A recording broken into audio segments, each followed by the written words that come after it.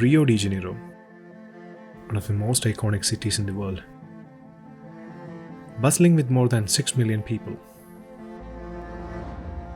But in the middle of it, there's a natural wonder which makes it like no other. I'm Joseph Roy, the Darwin Leader from India. As part of the Darwin 200 project, I'm visiting the Rio de Janeiro. And here in the city of Rio, what I'm seeing is not the city, but beautiful forests of the Tijuca National Park.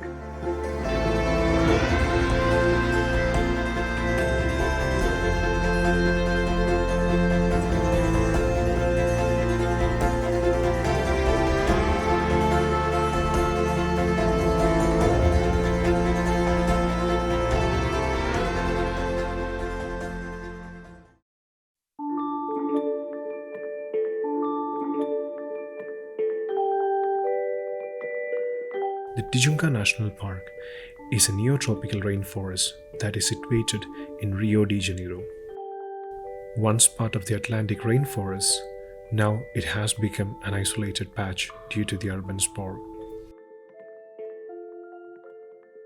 Tijuca National Park is the smallest national park of the whole country, but in contrast is the most visited one, mainly due to the Christ, the statue, but not only. And it has around 4,000 hectares.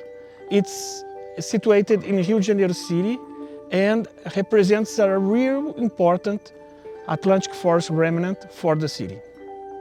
This one island of forest in the middle of Rio is connected to more than 2 million people of the city. Cities create an increased heat zone around them, which we call an urban heat island. These islands of heat not only affects the lives of humans, but also changes the whole climatic structure of the area, leading to extreme climatic events. During the 18th century, Rio was faced with an extreme water shortage, and the advisor of the empire decided to go for a permanent solution rather than solving it there and then. That solution was the Tijuca National Park. This part of Rio de Janeiro city, from 17th to 18th century, used to be coffee plantations. So what we see as forest, most of it were coffee farms. So they deforested everything. This causes, of course, massive extinctions of fauna and flora. But not only this, this also changed the water dynamics in the whole city, and this affected the water supply in the city that was below the mountain. From creating rules to prevent buildings above an elevation of 100 meters and replanting more than 300 hectares of land, they created the Tijuca National Park, which has more than 4,000 hectares of lush green forest now. So over the past few years, we've come to the point in the world where over half the world's population live in urban environments. So never has it been more important for us to bring nature to people, which is the fantastic thing about having this park on the doorstep of Rio for all the people from Rio to be able to come and visit it.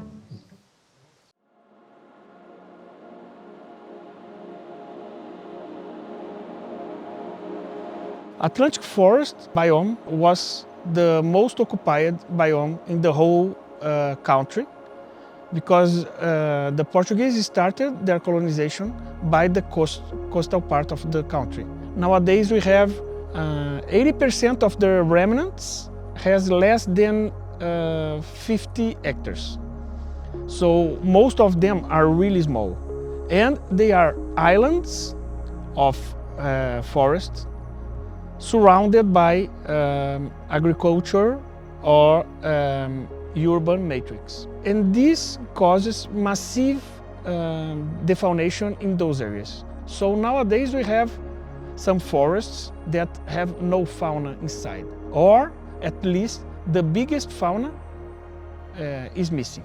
If you consider the mammals, Tijuca National Park has 1/3 of the expected species that should be here if you don't have this island of forest. This defaunation causes what we know as empty forest syndrome. When we see a forest, we think about tall green spaces. Especially in a city, people go there to get away from the noises of the town. While the forest can be places of tranquility, Tijuca was missing a major part that makes a forest what it is. It was the concerted harmony of life which creates, consumes, and rejuvenates each of its links. And this is when Refauna decided to make a change to the situation. They decided to recreate the links that were missing in the forest to make it from an empty one to a fully fledged celebration of life.